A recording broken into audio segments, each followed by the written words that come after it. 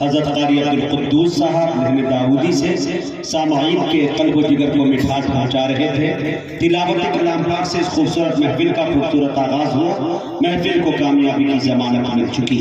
اب آئیے خیر الکلام کے بعد خیر الانام کی بارگاہ میں چلے، نعت پاک بحضور سرور کائنات صلی اللہ علیہ وسلم کا ایک حسین گلدستہ پیش کرنے کے لیے ہم ایک ایسے شاعر تک پہنچنے کی جسارت، جرأت اور ہمت کر رہے ہیں کہ جن کی شخصیت محتاج تعارف نہیں۔ کنیا کماری سے لے کر کشمیر تک، آسام سے لے کر راجستھان تک، بنگال سے لے کر بہار تک، بلکہ پوری اردو دنیا کے اندر جہاں اردو بولی اور پڑھی جاتی ہے اور سمجھی جاتی ہے، میرے دوستوں اپنے لب و لہجے کا، اپنی شاعری کا، الیکٹرونک میڈیا ہو یا پرنٹ میڈیا ہو، ان کے ذریعہ انہوں نے لوہا بنوایا ہے جسے دنیا شمشیر جہان اکیڈمی کے نام سے یاد کرتی ہے۔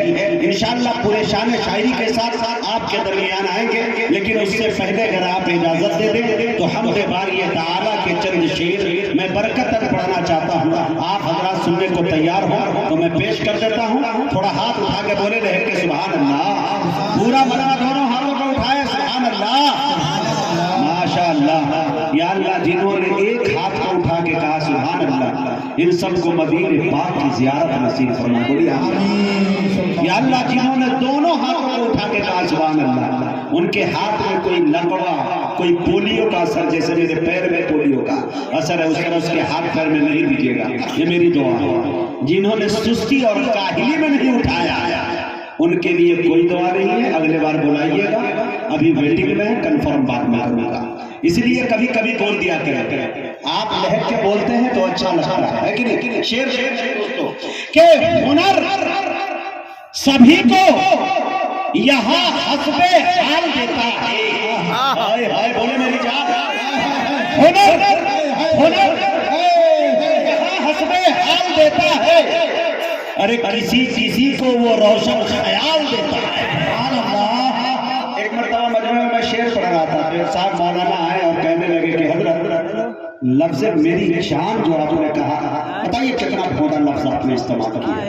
ہم نے کہا لفظ جان جو ہے وہ مؤنث ہے، میرا جان یہ کہوں گا۔ پھر مولانا داڑھی کھجلانے لگے۔ ہم نے کہا کہ پڑھنے کے زمانے میں کاش مچھردانی لگانے کے بجائے تھوڑا اچھا سے پڑھ لیے ہوتے تو شاید یہ لقمہ یہاں نہ دیے ہوتے۔ سب کا اپنا اپنا لائن ہے، شاعری ایک الگ چیز ہے کہ نہیں؟ تو جان جو ہے وہ مؤنث، تھوڑا اس کا خیال ہے۔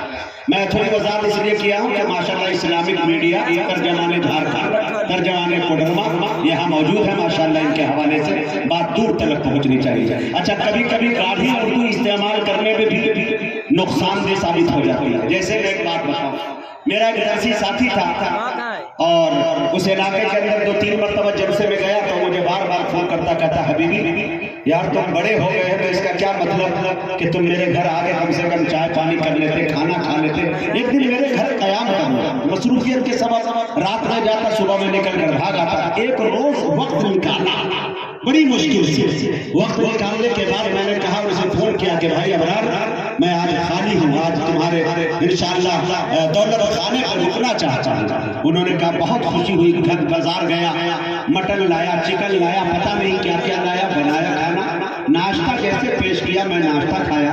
کھانے کے بعد میرا دوست مجھ سے کہا کہ حبیبی کیسا لگا یار ناشتہ، بتائے نہیں کچھ۔ ہم نے کہا اوہ طبیعت میں نشاط آ گیا۔ دیکھا اچانک ان کا چہرہ اتر گیا، پھر میں سمجھا نہیں فلم نکل پایا۔ کھانے کا نمبر دوپہر میں آیا، پھر جب کیا آیا چونکہ مجھے رات میں جب سے میں جانا تھا تو رات میں دن میں کھانا کھایا، تو پھر کھانے کے بعد ایک ساتھی نے کہا کہ کھانا بہت ٹیسٹی تھا۔ ہم نے کہا ہاں یار ابرار کھانا تو اتنا ٹیسٹی تھا کہ طبیعت میں نشاط آ گئی، وہ تو جانے کا نام ہی نہیں لے رہی۔ لفظ نشاط کی میننگ آتی ہے خوشی کی۔ ہم نے کہا طبیعت مچل گیا، خوش ہو گیا، مزہ آ گیا، لفظ نشاط نے استعمال کیا۔ لیکن جیسے کھانا کھا کے میں ہاتھ دھو رہا تھا تو میرا ساتھی مجھ سے کہتا ہاتھ دھلو دھلو دھلو۔ ہم نے کہا اچانک محبت یہ عقیدت کہاں ختم ہو گئی؟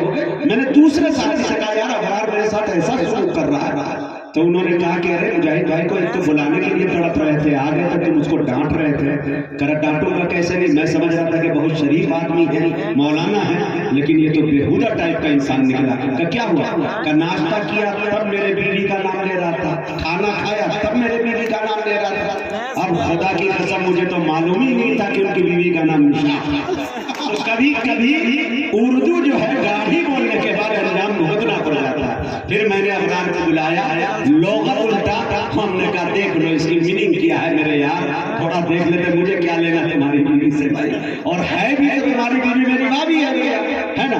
نہ کمرہ جان پاتا ہے نہ انگنائی سمجھتی ہے, کہاں دیور کا دل اٹکا ہے بھوجائی سمجھتی ہے.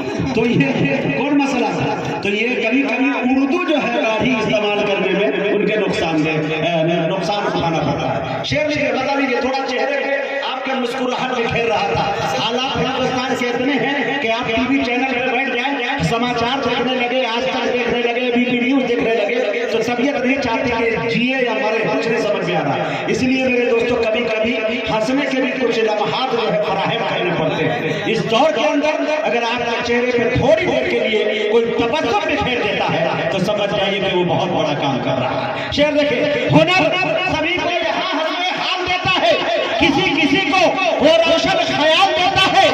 ارے وہ دیکھے مرتبے جاہل گوار لوگوں کو, شعور مندوں کو حیرت میں ڈال دیتا ہے. وہ دیکھے مرتبے جاہل گوار لوگوں کو, شعور مندوں کو حیرت میں ڈال دیتا ہے. مولانا عبداللہ صاحب آپ کی توجہ چاہتا ہوں ماشاءاللہ, اور بھائی حافظ صادق صاحب آپ کی توجہ, دیگر اساتذہ کرام جتنے علماء بیٹھے ہیں, میں کن کا نام لوں کن کا چھوڑ, جو ذرہ جہاں ہے وہی آفتاب ہے, تمام کو شریک کرتا ہوں. اور اس شعر میں اگر سچا ہو, اچھا ہو, پورا مجمع مل کر یہ بتا دینا مجاہد حبیبی تم سچ کہہ رہے ہو. ہنر سبھی کو یہاں ہنسے حال دیتا ہے, کسی کو وہ روشن خیال دیتا ہے. ارے وہ دیکھ کے مرتبے جاہل گوار لوگوں کو, شعور مندوں کو حیرت میں ڈال دیتا ہے. وہ ایسے کو دیتا ہے دولتیں لیکن, وہ ایسے کو دیتا ہے دولتیں لیکن, ارے نصیب والوں کو رزق حلال دیتا ہے.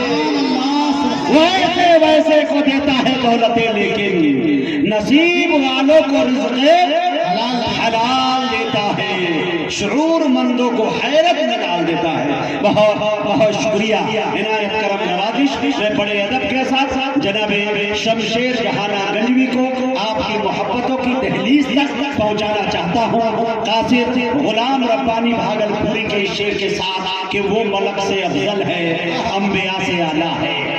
وہ ملک سے افضل ہے, انبیاء سے اعلیٰ ہے, رب کے بعد ہی سب سے بڑھ کے کملی والا ہے.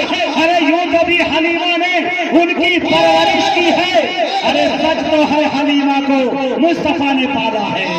یوں کبھی حلیمہ نے ان کی پرورش کی ہے, سچ تو ہے حلیمہ کو مصطفیٰ نے پالا ہے. غار ثور میں دیکھا مشرکین مکہ نے, آپ کی حفاظت کو مکڑیوں کا جالا ہے. وہ ملک سے افضل ہے, انبیاء سے اعلیٰ ہے. مائک پر جناب شمشیر جہانہ گنجوی. سبحان اللہ.